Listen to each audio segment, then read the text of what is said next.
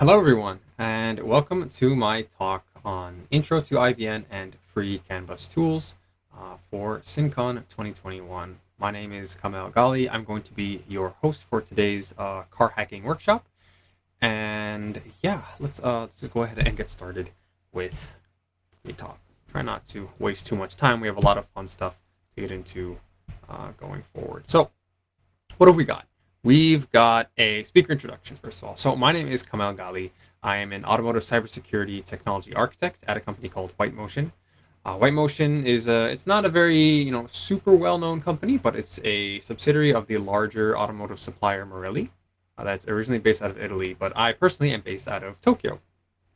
White Motion is mostly focused on cybersecurity, both automotive, IoT, traditional cybersecurity services, consulting, etc., so on and so forth. So I work for this company. We do internal penetration tests, external penetration tests, training for customers. So if that's something you're interested in at all, either for yourself or for your employer, then by all means, please don't hesitate to get in touch. I'm a trilingual car hacking enthusiast. I'm originally from the United States, but as mentioned before, I do now live in Japan. But I also do speak Arabic. So that is kind of the third language I speak. English, Japanese, and Arabic. Right? That's kind of my trifecta. Sorry, my hair is kind of messy today. I'm having a busy day, so unfortunately, I haven't really had time to take care of my appearance. But I'm heavily active in the ASRG. ASRG is the Automotive Security Research Group. It's a group dedicated to spreading awareness for automotive cybersecurity and enabling people to get involved in the community. It's a free to participate community, of course. So if you ever want to learn any more, just please feel free to contact me. I'll be happy to put you in touch with someone, maybe heading a local branch in your area. If you're interested in starting a branch in your area, you're welcome to do so. It's more or less a locally run international organization, right? We've got members in all parts of the world, but each small branch is managed by the local members, where we have talks, etc., every month and just share information with one another. So within automotive security, I have a couple of areas of interest as of recent. So Bluetooth is one, USB, radio frequency. These are all things that I enjoy, and of course, a little bit of digital forensics.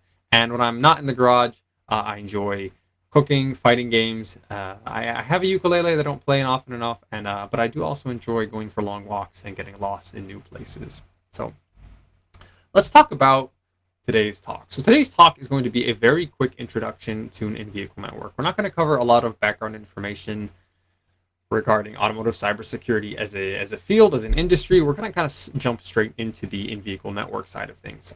In-vehicle networks being one of the key aspects of automotive cybersecurity, and one of the key aspects of security in automotive that makes it different from traditional IT or IoT security. It's a very important, I guess, fundamental block of the automotive cybersecurity industry, and knowing your way around the IVN situation is kind of the difference between a traditional security practitioner and someone who's actually involved in automotive security. So we're going to be focusing a little bit on that today. We're going to go over CAN bus. So CAN bus is the main character for today's talk. It's the most popular in-vehicle network in use today, of course. We'll talk a little bit more about what it is, where it's used, why it's used so often, and why it's still being used today. And then we're going to introduce some CAN tools that anyone can use. Right? These are going to be freely available open source software tools that anyone can download from the internet. And if you have a CAN bus device, you'll be able to hook it up to your computer and start actually reading some CAN data. And even if you don't have a CAN bus device, I'll show ways for actually creating a virtual CAN bus, a CAN bus that exists entirely in software in your own computer that you can use. It's very good for like a learning platform, or if you need to simulate or test something. Virtual CAN bus does the trick just fine. It behaves more or less exactly the same as a regular CAN bus, as far as the minus the physical aspects, of course. But it does the trick, especially if you're just getting started in CAN, if you're new to the industry. It's very good to be able to know how to set one of those up. So let's go ahead and get started. What is an in-vehicle network? So an in-vehicle network is, well, obviously enough, it's a network designed for vehicles. But what kind of network is it? Where is it used? An in-vehicle network refers specifically to the networks that different components inside a vehicle use to communicate with one another. Right. The components inside a vehicle we're going to be referencing in today's talk, we call them ECUs, right? Electronic control units. This could be, as you can see in the graphic over there, like a board with a couple of chips on it, maybe a couple different interfaces. This is generally like a logical object we would call an ECU inside a car. It has its own job. It has its own, you know, place or part to play in the vehicle ecosystem. It helps make sure that the car is running and doing all of its car things, right? Changing the air conditioner, etc., so on and so forth, braking. Each ECU is going to be a little bit different, but the networks that we're talking about today are the networks that these components use to share information among one another, right? You have a lot of different ECUs in your vehicle. Each one of them is taking care of a different task, but they need to share information with one another sometimes. Sometimes you may need to report to your stereo how fast you're going, because a lot of cars these days will have a mechanism where if you're going faster, the music will automatically turn up the volume to compensate for the louder sounds outside. So it is one example. Of course, there's a million examples. Also, you can think of your instrument cluster accurately reflecting the speed of your vehicle in a manner that the human being can understand. So that's another use in vehicle networks, is sharing information from the control parts of the vehicle to the display parts, like an instrument cluster. So what makes them a little bit different in their actual design relative to standard, IT networks? I'm talking things like, your standard internet or, IP network, kind of traditional networking, as we'll put it, right? Your usual, home internet. What's different about the networking use in these vehicles, right? So they're designed with very specific purposes in mind. First of all, they're designed to have reliability, right? Because these are devices that are going to be communicating inside a vehicle. A vehicle is a very heavy object that has people inside it, and these people are very frail. If the vehicle crashes or malfunctions, and God forbid, you may have a situation where bodily harm is the result. Someone may get injured, even worse, death in the worst scenario. So these networks are designed so that they can be used in they're very robust. They're very unlikely to fail, and they have a lot of measures included in them to kind of support that, right? Backups, fail-safes, so on and so forth. Again, in the same vein of reliability, timing requirements are very important for in-vehicle networks, right? These in-vehicle networks will usually be communicating several times a second, several hundred times a second, depending on the actual network. And how much data they're sending, of course, is going to be dependent on the network technology in discussion. But they are often designed with a strict, minimum time guarantee on the transmission of any message across a network bus to ensure that decisions that require data from different components can be made as fast as possible and accurately without missing their deadlines, as it were. You don't want your airbags going off a little bit late because your accelerometer didn't send the data fast enough. That would be probably a worst case scenario, of course. But and then simplicity. So another thing that differs from traditional general purpose networks is that automotive and vehicle networks are generally designed to have very limited functionality because you want to maximize your speed and efficiency while also minimizing costs. You don't need a bunch of complicated, overhead in there. You don't need a bunch of it does get complicated sometimes. I won't lie. But in general, they're a little bit less complex than traditional networking technologies, and that makes them easier to keep fail-safe and robust, right? Because there isn't so much you have to account for. They're a ubiquitous part of the modern vehicle. The modern vehicle, of course, being filled with electronics, not like the Model T from back whenever. In the last 20, 30 years, automobiles have become more or less full of electronics, right? Your windows are electronic, your transmission is automatic, even your steering wheel might have powered steering built into it. So the electronics are slowly starting to overtake the physical, mechanical mechanisms of a vehicle.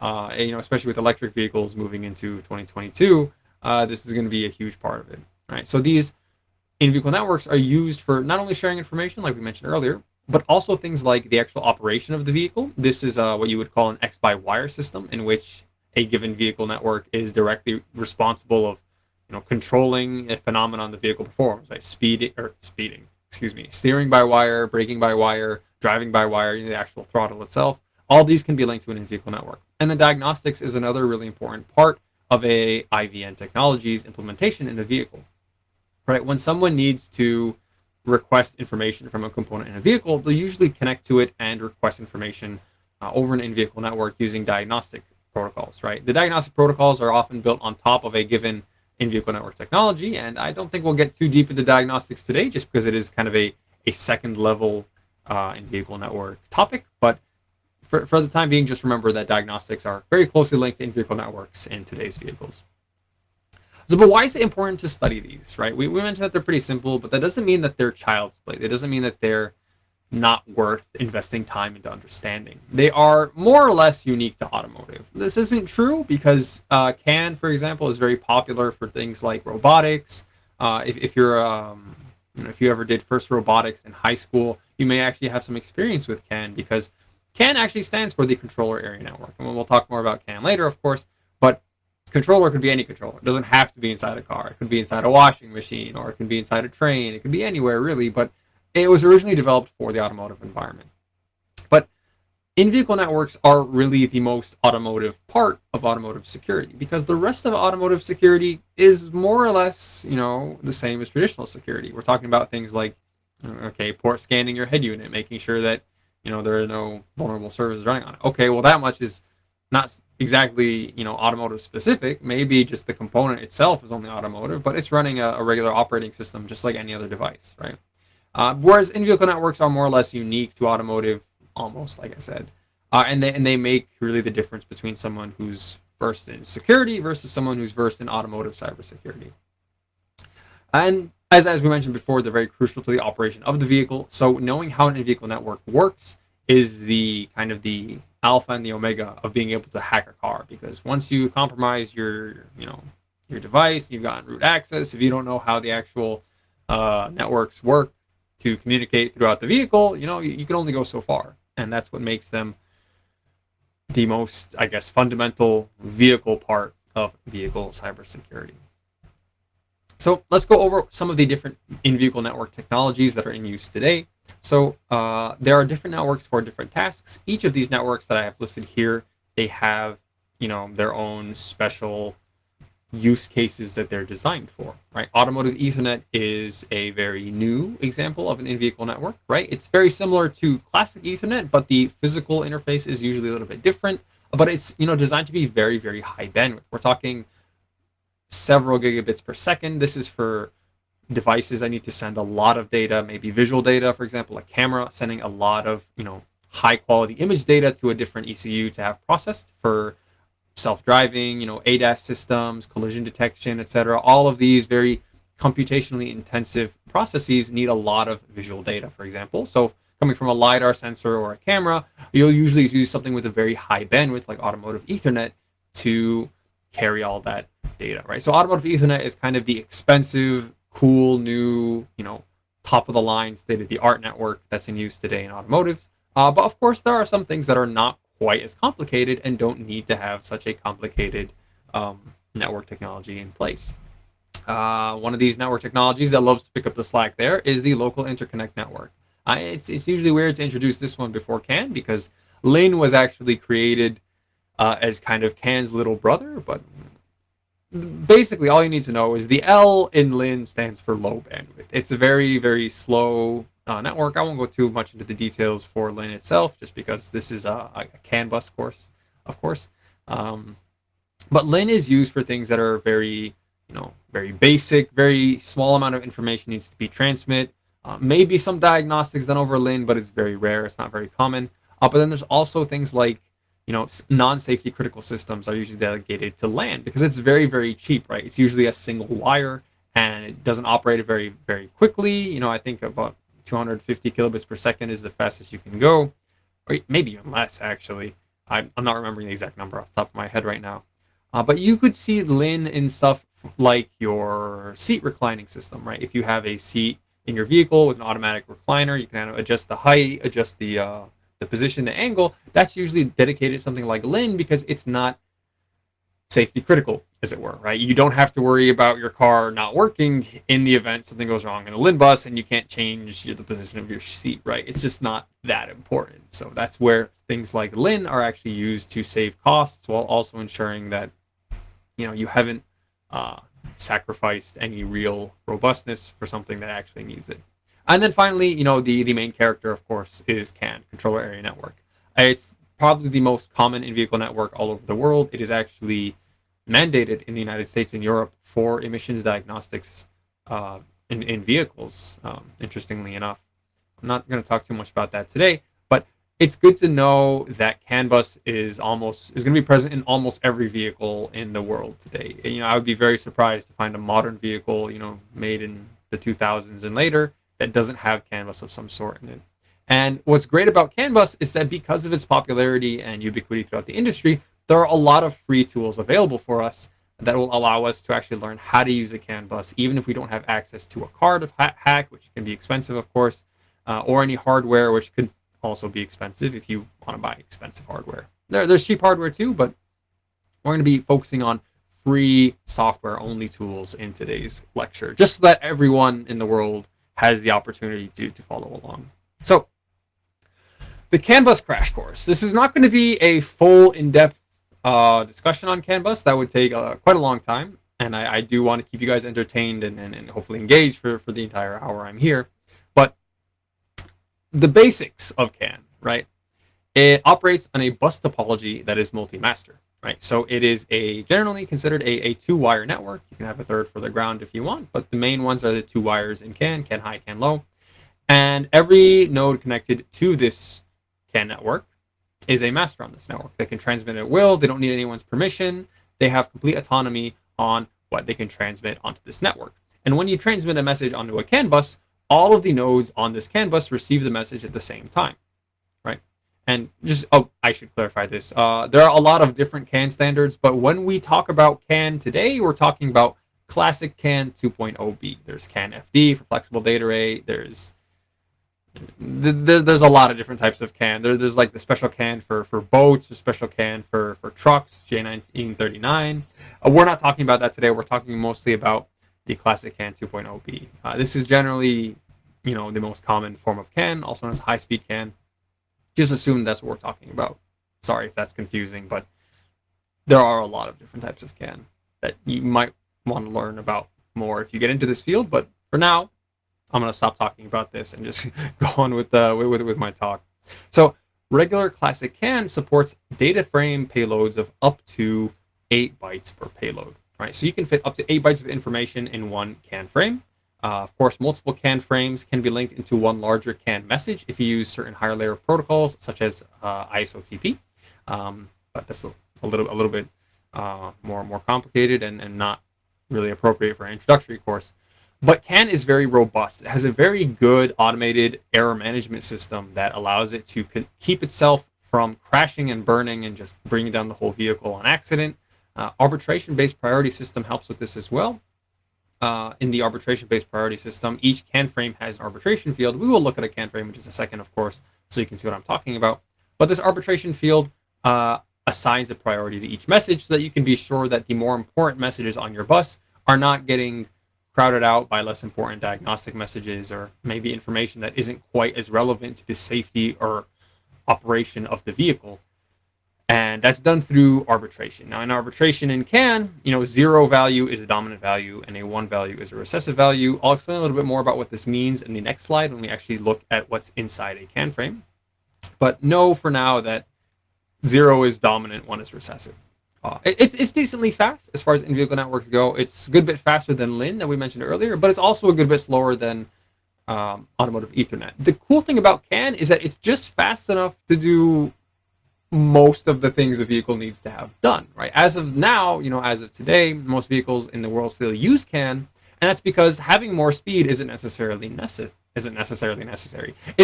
necessary in a lot of vehicle subsystems, right? 1 megabit per second is just good enough, and so if it's not broke, don't fix it, is kind of the motto the industry's been using and why they still use CAN today. It uses dual wire differential signaling. This makes it very resilient to electromagnetic interference, which is very good. The physics behind it is very cool, but essentially because the wires are very closely intertwined and because it's using differential signaling, any noise that applies to both wires will actually get canceled out because the differential will remain the same all the time. So it's pretty interesting, of course. I recommend anyone interested in that physical aspect of CAN to look more into it. So let's talk about the actual CAN frame. So there are a couple different types of CAN frames. The most common ones by far are data frames. These are going to take up about 99.5% of every CAN frame you ever see in the world. But just for consistency's sake, we're going to mention the other ones. Remote frames are often used to request data from a node instead of actually sending data itself. Overload frames are used when a node needs to communicate to other nodes on the bus and kind of ask them to slow down. Maybe its processor isn't fast enough to handle all the data being sent, and you can actually use these to slow down a CAN bus.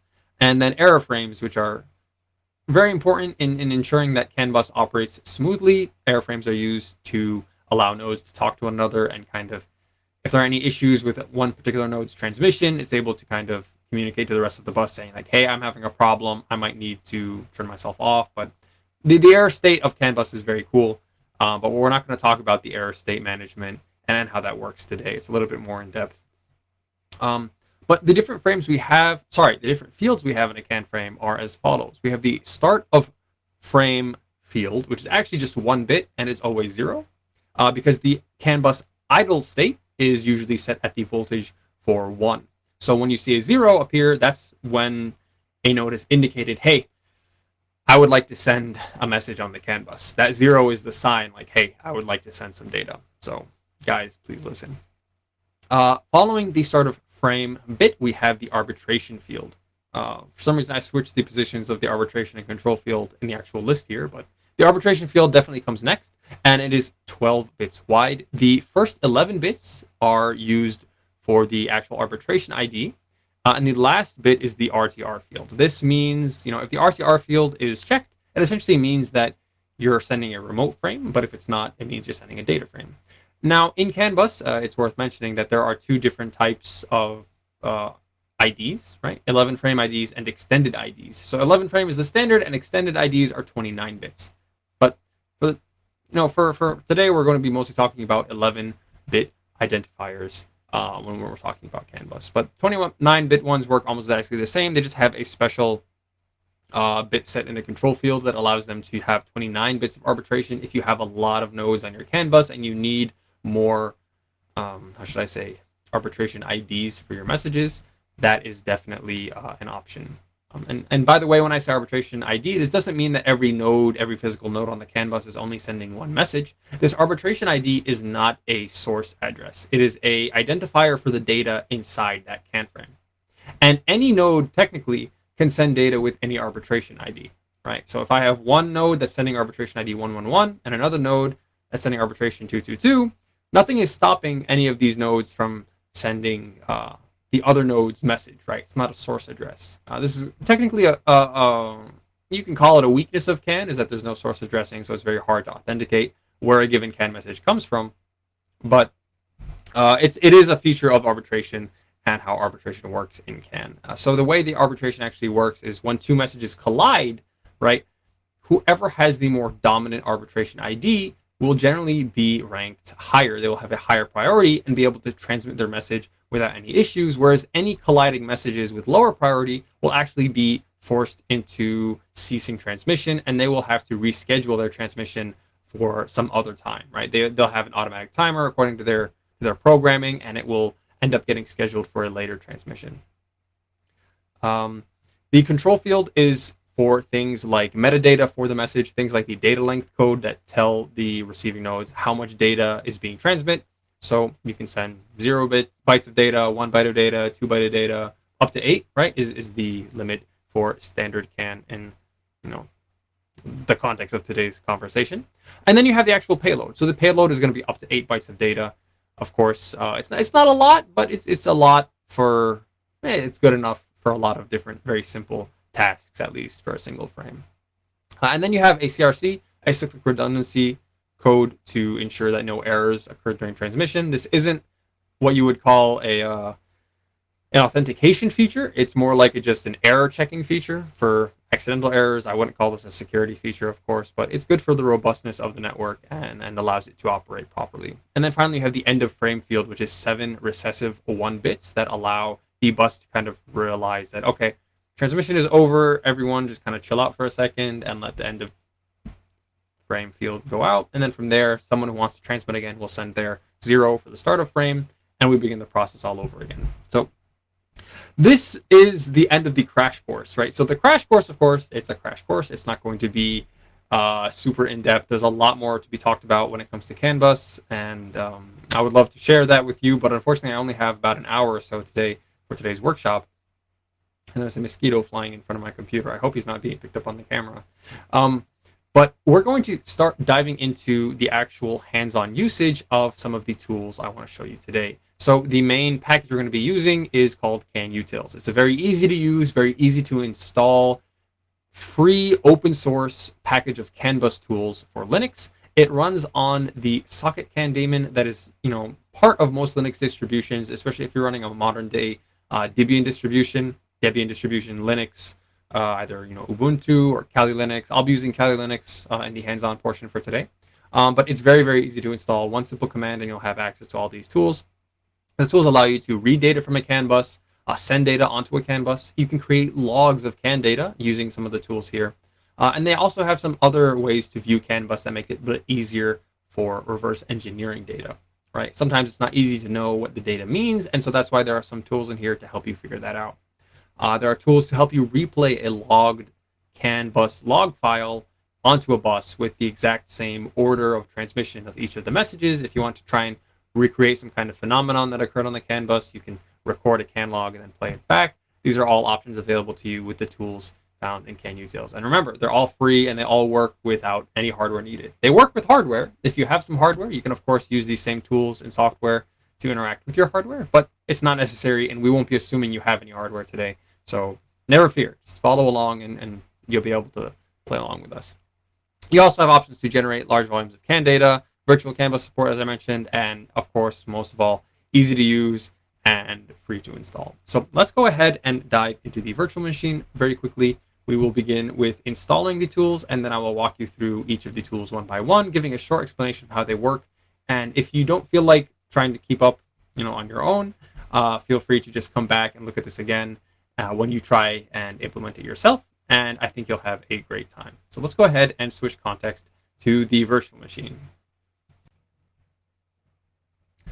Okay, so here we are, safely in our virtual machine. So I am inside a Kali Linux virtual machine. Of course, you don't have to use Kali Linux.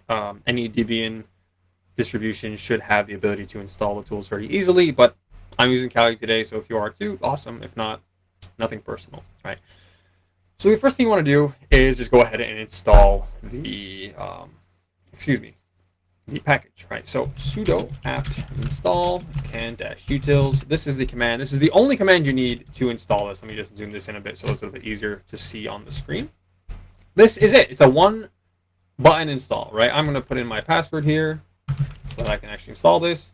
But I already have the newest version, of course, so it's not going to be upgraded. But this command is literally the only thing you need to install, and everything will just kind of fall into place immediately, and you'll be able to start working on a CAN bus all by yourself without needing anything else. It's super painless, super easy to get started. So the first thing I like to do to test if my installation worked correctly is to actually make a CAN bus and then just view some data on it. So let's go ahead and see if I already have one made. Sudo IP link. This is a good command to test if you have a CAN bus active already or not. If you guys take a look over here, I already have a CAN bus created, vcan0. This is a virtual CAN bus, as it were, right? How did I create this virtual CAN bus, you may ask? That's a great question. So let me show you how. So the easiest way to do this is to set it up with modprobe. So let me go ahead and clear this here. Sudo modprobe, right? vcan. This will add the module for vcan to your system right now, right? It'll turn it on. Now you want to go and use the sudo IP link command again to actually create a CAN bus of the type vcan. So sudo IP link add device, right? We're going to name our device here. I'm going to call it vcan1 because I already have vcan0 enabled, as you saw before. And I want to say type vcan. Right, I'm going to hit enter here. And then to check that it got up, we're going to go ahead and enter sudo IP link. And as you can see now, we have the vcan0 from before that I had. It's still on. It's doing its thing, right? But the newly created vcan1 that I just made with this command here is also there waiting. Currently it's down. It's not ready to be used, so I can't actually use it. If I say can dump vcan1, nothing's going to happen. The network is down. But we can set it up very easily with IP link. So sudo IP link set up vcan1. And if I try pin up VCAN1 now, it works. There's no data there yet, for good reason, but don't worry about it. So if we go back and check this one more time, right? Just go back to link. Oh, I don't know what that N1 at the end was, but it's fine. We can now see that it is, well, it's not down anymore, right? You see here it said down before, now it says state unknown. That's fine, it's working. Don't worry about it, right? Now, this same process can be used if you actually have physical CAN hardware. If you have some actual hardware that you want to use with a CAN bus, you can use this same technique to actually bring up your CAN interface. You need to do this before you can receive or send any messages, not only for virtual CAN buses, but also for real CAN buses, right? So you may want to remember this command in the event you have an actual CAN bus device you want to use. But when you're using a real physical CAN bus device, there are a couple things you have to remember. You have to also enable the bit rate or the baud rate for that device, right? Here in the virtual world, it doesn't really matter that much because it's all simulated in software. But in real life, when you set up a CAN interface, you have to specify the baud rate. And the baud rate is, for those of you who might not understand what that is, it's the rate at which this device is reading bits from the wires, right? Because the wires are going to have changing voltages and according to the messages being sent. And this baud rate allows your device to extract information from this changing voltage, right? You did that with the IP link command as well, but just keep in mind you have to do that only for physical devices and not for virtual devices. So now I'm going to go ahead and just clear all this off, and let's go back and actually see some real CAN bus data. So how are we going to do that, right? As you may have seen before, I can view data using the CAN dump command, right? So CAN dump, VCAN1, well, there's nothing there. And that's because there's no one sending CAN bus data right now. So if I hit cancel here, I'm going to actually take my terminal and put it on one half of the screen here. And I'm going to make another terminal, right? Here we go. And put it on the other half of the screen. And this way I can send CAN bus data on one and we can see it show up on the other end over here. So we're going to go ahead and open this CAN dump. So what this is doing now is it is reading data from this virtual CAN bus. You can specify the interface here to be whatever you want, right? Depending on what's on your system. And it's going to display all of the CAN data that appears here in the standard output. You can change where this sends the data, but for right now, we're just checking that the CAN bus works. So over here, I'm now going to use the CAN send command, right? CAN send.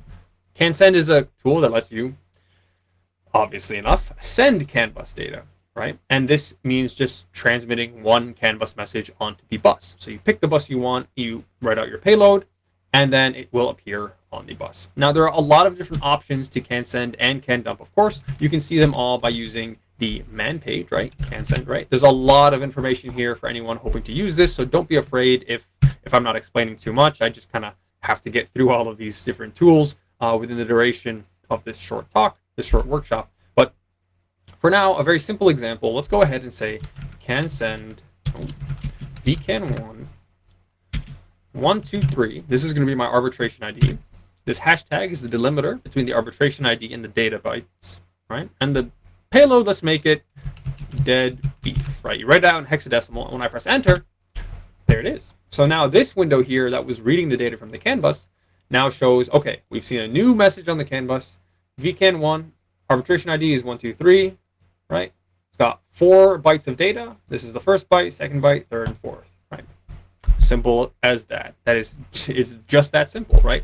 This is how you would send data from a terminal, right? I can send this on my virtual CAN bus. I can read it on my virtual CAN bus as well.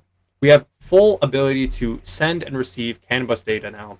And you can now use this in any type of tool you want. But there are some more CAN bus tools here that we can explore a little bit more. So let's go ahead and look at CANgen, right? If I say man CANgen, this is a really fun one, right?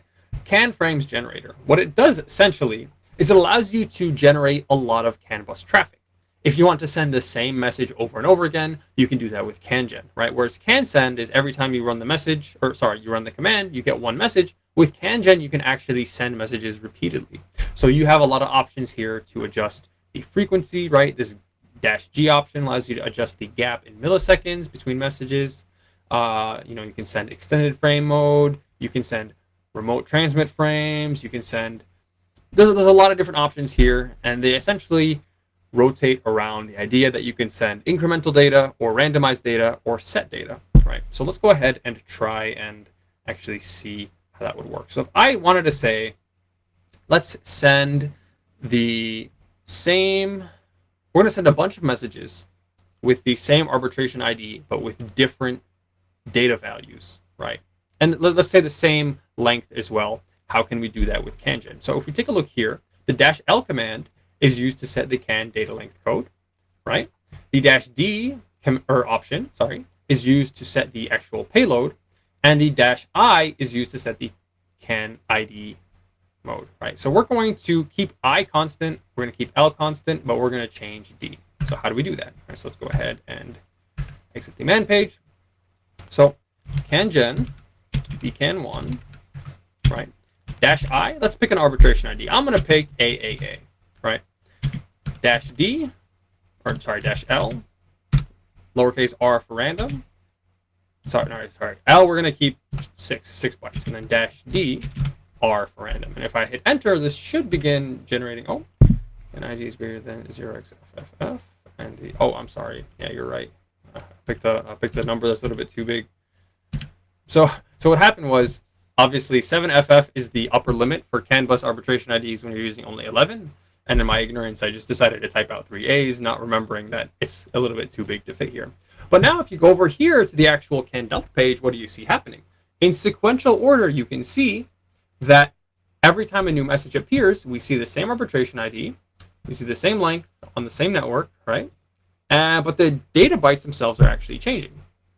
And so this gives you a better idea of how CAN dump can be used, right? CAN dump is used to display the data on the CAN bus sequentially. You see every single message in the order that they came, one by one by one by one by one, right?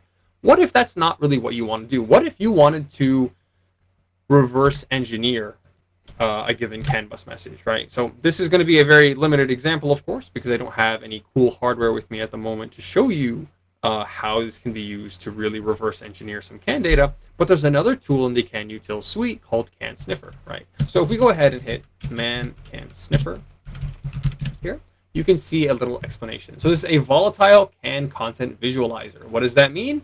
It makes it easier to see how CAN bus data is changing. Now, I'm not going to go over the man page for this one as much as I did with CanGen, but if we say, CAN sniffer vcan1, and then I come back here and send the same command as before, right? The same pattern. Instead of showing it sequentially, it's actually showing you only, these messages, and then you can actually see how they change here. So I think I have to enable the colors, right? If I have to say -C, right? To enable the colors. Yeah, there we go. This is the good stuff, right? So what's going on here now is every time one of these bytes changes in the payload, it's actually highlighted as red. Now, this isn't that helpful because we're sending randomized messages, but in an actual vehicle environment, you can use this technique to actually look for certain bits or bytes that are changing when you do something in the car. And this process is, the process of reverse engineering vehicle data. So if I say, for example, I plug this into my car's CAN bus, and I sit here and I'm wiggling the knob on the steering wheel, right? And I see, okay, this byte changes every time I turn on my headlights, or I turn on my windshield wipers, or if I turn on my turn signal. You can use this kind of tool, and like I said, it doesn't look very, very cool because I just have it running only one arbitration ID, right? But if I just run the default, CanGen vcan1, you'll see a bunch of different CAN data, and this also isn't very helpful because it's sending a bunch of randomized arbitration IDs as well, and so there's no real updating of any of the arbitration IDs. But the point is, this makes it much easier to see data on a bus as a whole, and you can actually identify which parts of which messages are changing and learn what the data in the vehicle actually means. Because you have to remember, at the end of the day, the CAN bus data inside this vehicle translates on some level to a real world thing. It could be how fast your car is going. It could be the cabin temperature. It can be anything from that to the date and time, the vehicle identification number, right? Everything inside this car means something, and finding out what that data means is the first step to hacking your vehicle and actually understanding what's going on under the hood. And this tool is really, really good for helping with that. I'm going to show a little bit about how to log CAN bus data as well, just because I feel like that's really helpful. So let me actually create a folder here, make dir CAN class, right? CD CAN class, just so that we're all, in the same spot. So I have a nice, neat place to put all of my files here. So let's go ahead and clear the screen. Logging CAN bus data is done with the same command as reading it. So if I say can dump -L, right? vcan1, I hit enter.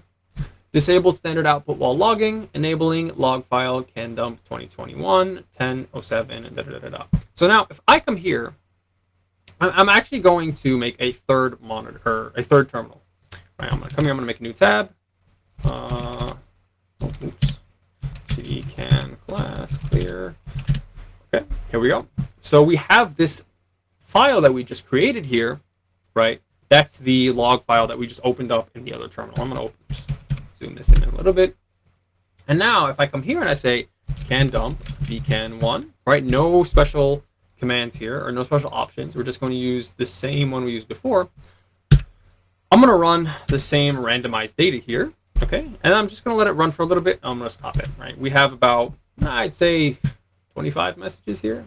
I don't really feel like counting them, but nothing shows up here. I'm going to click clear. And now we can go ahead and hit ls.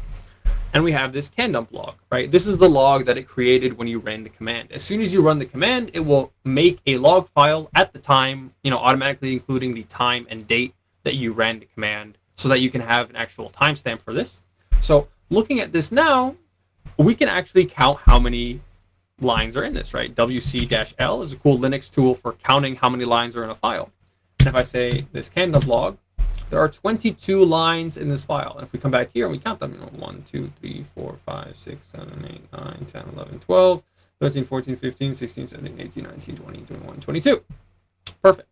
And if we actually look at the contents, you'll see that cat can dump. Ta-da! Why does it look so different? It kind of looks the same, but you can tell there's a bit of a difference in the way the data is presented. It's the same exact data is what we see here in the live can dump output, but it's presented differently. And there's an important difference in the way the data is presented in these two scenarios. So let me actually, I don't think I can, excuse me, I should have put this one in the other side of the screen so you could look at them side by side. But, message number 164, arbitration ID, 791049, right? 164, 791049. So what's going on here is this is the log format of CanDump.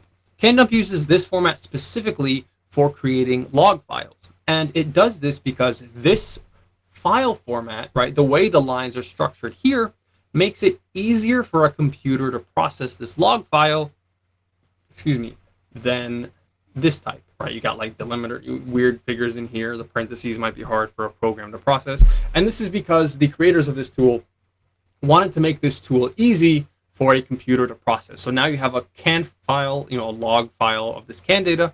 You can actually run this through a program to do processing of the actual data in there, maybe extract some information, so on and so forth. And that's why they decided to make a difference in the different output formats, the log format and the standard output format.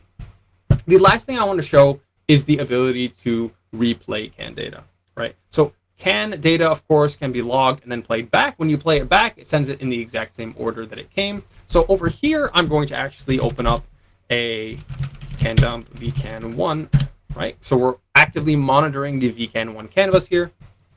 And here we're going to use the CAN player device, right? The CAN player command. So this one will allow us to play back this log file here, and it will send the exact same CAN payloads in the exact same timing as they were captured in that log file. And we're going to see that happen in real time right over here. Hit enter. Oh, excuse me. I have to specify capital I here for input file, right? And there you go. We have just replayed that CAN log onto this CAN bus in exactly the same way it was presented to us originally.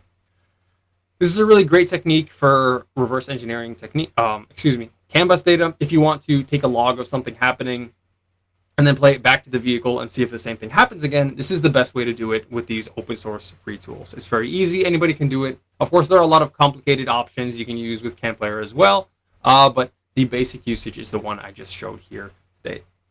So unfortunately, we are running a little bit short on time, so I will have to switch back into the PowerPoint presentation. Although, spoiler alert, all I've got left for you is a thank you for watching screen. So thank you so much for listening. Hopefully you guys enjoyed this short, very short. Unfortunately, I couldn't go into any more details today. A very short introduction to CAN bus. Hopefully you guys find that CAN bus and automotive security and car hacking are interesting things. I personally love the field I work in. I'm always happy to help anyone interested in getting involved. So please, by all means, if you have any questions, concerns, you want more information, go ahead and send me an email. I'd be happy to point you in the direction of resources if I can't answer you directly myself. But I'm always happy to speak to people who are interested in automotive security. I think it's a great industry and we need more professionals. So by all means, come on in and let's hack cars together. So thank you all so much for your time, and I hope you guys enjoy the rest of SINCON.